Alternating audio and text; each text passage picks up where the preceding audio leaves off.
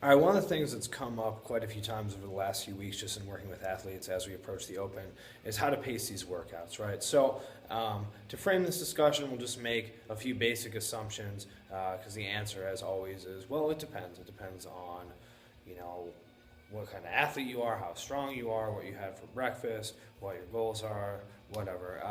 But we'll try to give some overall guidelines that can help you guys figure out what the best pacing strategy is going to be for you for open style workouts. So first of all, assumption is going to be we're talking about an athlete who is probably going to finish in the top 150, 200 in their region. So this is an athlete who's capable of doing all the workouts as prescribed, capable of moving through the weights, putting up a decent score on everything, right? So this isn't going to be someone who's just flat out not strong enough to move most of the weights that are going to be prescribed in the Open. So when you think about pacing these workouts, most of these Open workouts over the last few years have been relatively high turnover, couplets and triplets, time frame 5 minutes to 20 minutes.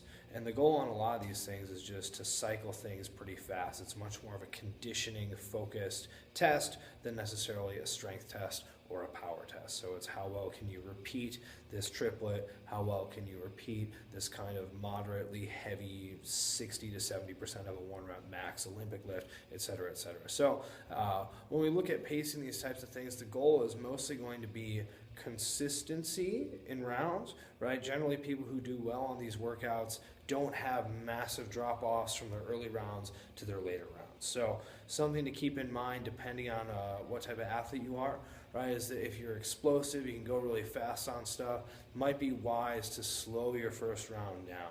Not necessarily breaking up your reps early, but just slowing your cycle time, not purposefully pushing the pace on burpees, taking a breath before you transition from one exercise to the next. And then if you can maintain that same split time throughout each round, that's probably going to give you close to the best score that you're going to be able to get. For other folks who are a little less explosive, you guys might sort of naturally already kind of chip away at stuff, right? Do a chunk, stop for a second, do a chunk, stop for a second. And that tends to be a pretty good strategy for open style workouts, provided you're built to handle that. Some of us, such as myself, tend to run really, really hot and then stagger around for a little while, then come back, then stagger around. Although that strategy doesn't necessarily behoove itself to these kind of quick couplets and triplets that we're looking at. So consistency across rounds is going to be a big thing to shoot for.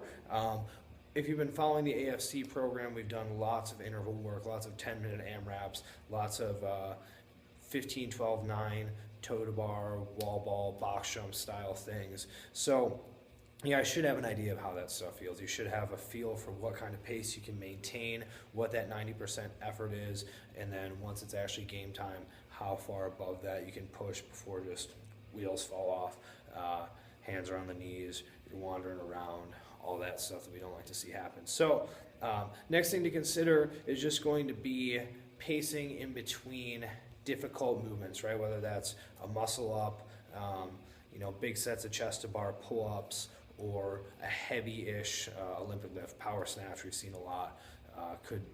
People have been theorizing about different clean ladders that may show up, maybe some sort of thruster, something like that. So when we see a situation like that come up, it's going to be an issue of understanding when you're ready to go so that you're not going to fail that lift or that muscle up, because once you start failing reps, then that's a big ugly scene that can be pretty difficult to recover from, right?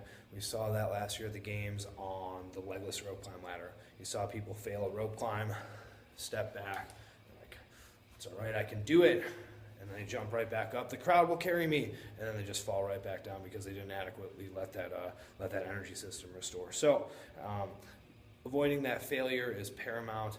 You guys should, again, if you've been following the AFC programming, have an understanding of what kind of pace you're able to hold. It's wildly variable from individual to individual. Coincidentally, people who are better at CrossFit tend to be able to do something heavy, stop shortly, then do another heavy lift again with minimal recovery time in between. But that's so individualized that the biggest recommendation is to have been working on that for the last year, so you know where you sit on that piece. But either way, even if you haven't been following the AFC programming, haven't been training that CP battery directly, you should have kind of an intuition about when you're ready to go and stick to that, right? It's not going to be this magic thing that happens where all of a sudden, you can do 10 muscle ups in a row and not blow up during the open, even though you've blown up every other time you've done 10 in a row. So have a strategy for those muscle ups, those heavy Olympic lifts. Trust your intuition in terms of when to go, so you can just kind of go, step back,